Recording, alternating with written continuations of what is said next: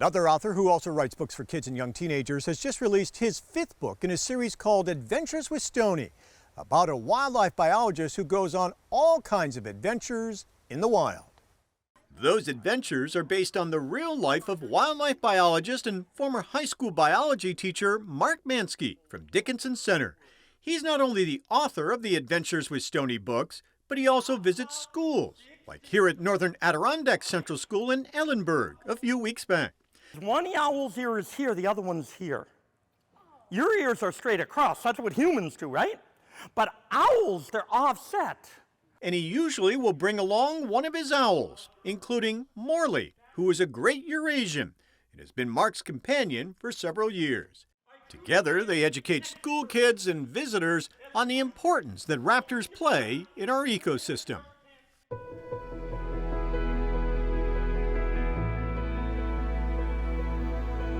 And Mark Mansky joins us now. Welcome. We appreciate you being here, and you brought Morley with you. Yep. We made the big trip from Dickinson Center, and Morley's all excited. He's never been on TV, well, in a TV studio, and his birthday is next week. He turns 8 years old. And what kind of owl is Morley? He's a Eurasian eagle owl.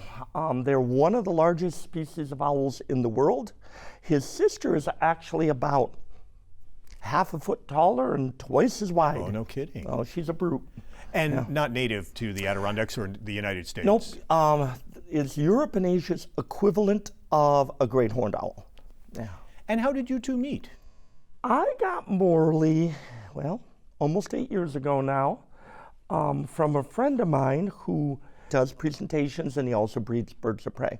And he has the permits for breeding them, yeah.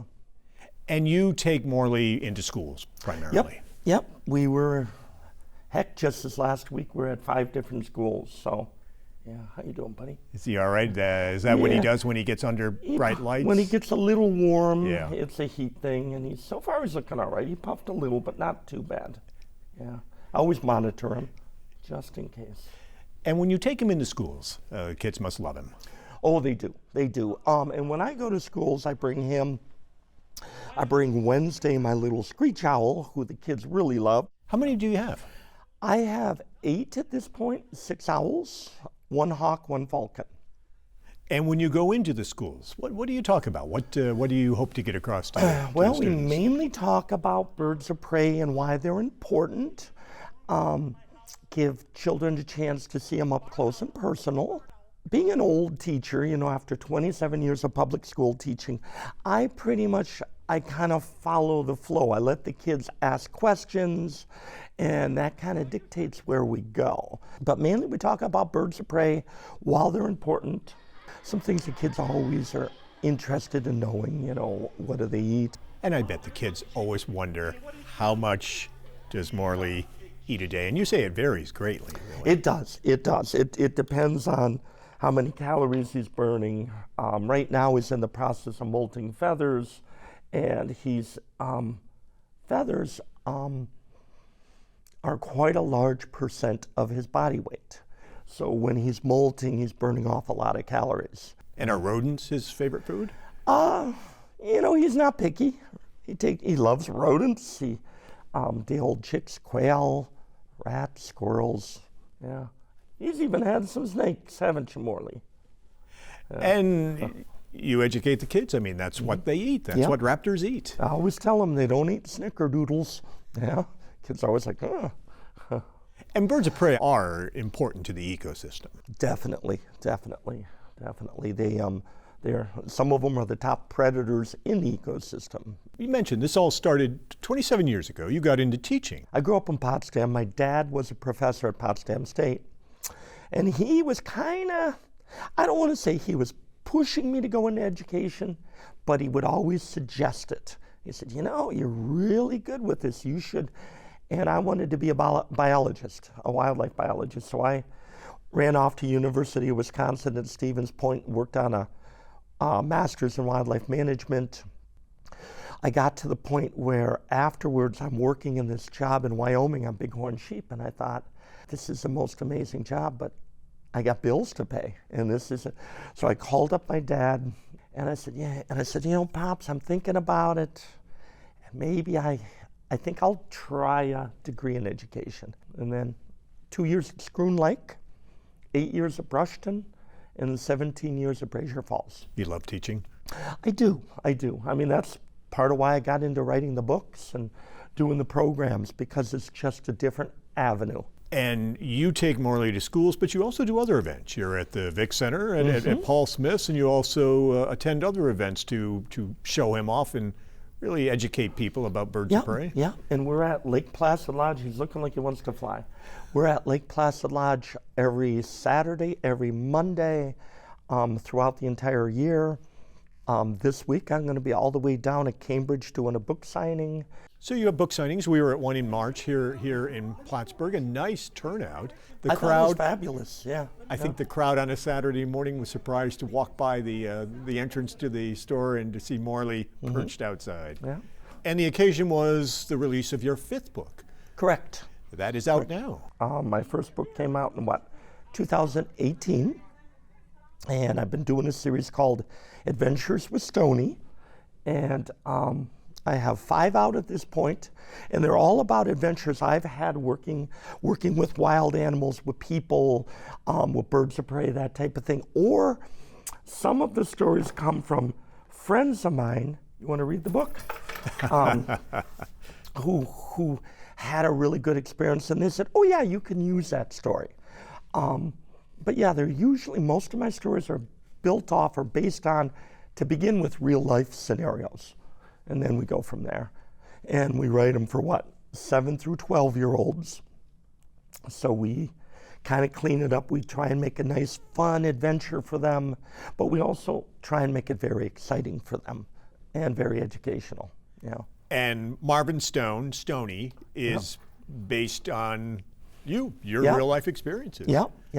And the reason why I picked Marvin Stone is I grew up in Potsdam. I was a Potsdam sandstoner, and I thought, So I thought, the guy's nickname will be Stoney. And then I just had to pick a first name, and I picked Marvin. My 93-year-old mother says she hates Marvin, but hey, what can you do? So your first book, Great Snowy Owl Caper. Yep. And that was based on a real story? It was, where I was buried under the snow in Malone trying to catch a snowy owl. And it was also based on a friend of mine, Tom Doolittle, out in Wisconsin, where he was buried in the snow trying to catch a snowy owl. So we kind of took both experiences, put them together. Tom gave me permission to use his story. And we came up with the Great Snowy Owl Caper. So you're on number 5 now, and more to come? Well, I have 5 published. Actually, 6 and 7 are already written. 6 has been edited, and we're waiting for illustrations. My illustrators, our goal is to have illustrations by September 1st. And so book 5, that has come out in the past few months. Yeah. Tell us about this one, Gaboons Aloft. Gaboons Aloft. The Hammerstroms, the people I work for, they called their apprentices gaboons. So that's where the title came from. I've always wanted to do the hot air balloon ride, and you watch people who do hang gliding in that, and they can hang glide or ultralight with birds and gliders, and they can get into the migrating. So I kind of took a little bit of license here, and I said they're going to take a hot air balloon ride, and they're going to drift up in a thermal with the migrating hawks. And so I kind of put the gold mining thing and this kind of together, and I got Gaboons Aloft. What do you hope that young readers take away from your books? Do you hope that it interests them in science, or that just takes them on a fun adventure? Well, part of it is you want a fun adventure. Part of it is, we lose kids at certain ages for reading. One group that we lose is the age group that I'm targeting. So I'm hoping maybe you can target them and keep them reading a little bit longer. Do you hope to perhaps inspire some wildlife biologists of the future? Well, that is the plan. So 2 more books in development, and any idea how many there could be in the series? I'm trying to get one out a year. I've been trying every year for Christmas, but things have always kind of slowed me down. But the goal is to get it out for the Christmas season. So book 6 will be out this Christmas, I hope. Book 7 next Christmas. Then the goal is, right now I have planned 22 to 25 books, all based on different adventures. Now, by that time, maybe I'll develop new adventures, and maybe I'll be up to 30. I mean, I actually have one planned for this area, Valcour Island. I have a book already planned. It's going to be Gaboons in the Haunted Lighthouse, and it's all going to be about that Valcour Island and the lighthouse, and I'm not going to tell you anymore. Well, Mark Manske, thank you very much for taking the time to join us. We so appreciate it. And bringing Morley too. Wonderful to see him again. Yeah, well, thank you for having us.